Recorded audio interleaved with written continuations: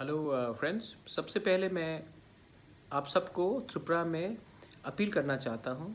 मेरे त्रिपुरा ऑर्गेनाइजेशन के youth सेक्ला rock से सब गांव-गांव जा रहे हैं मोटरसाइकिल्स में सीएए के खिलाफ।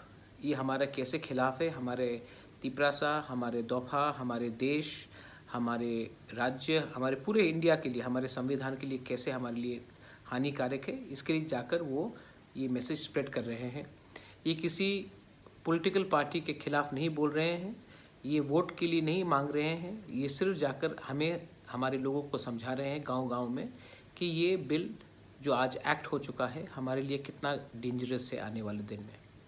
आज मैंने वीडियो भी देखा जहां में वृषकेतु जो हमारे सिमना के एमएलए हैं, उन्होंने बांग्लादेश से जो इलीगली आ रहे थे उनको पकड़ा पुलिस के साथ। मैं वृषकेतु को थैंक यू बोलना चाहता हूं और मैं बोलना चाहता हूं गवर्नमेंट ऑफ इंडिया को कि आपने ये जो एक्ट पास किया है, त्रिपुरा से लोग रोज़ आ रहे हैं बॉर्डर क्रॉस करके, हमारा सीमा भी खुला है, आप सीमा को बंद कीजिए।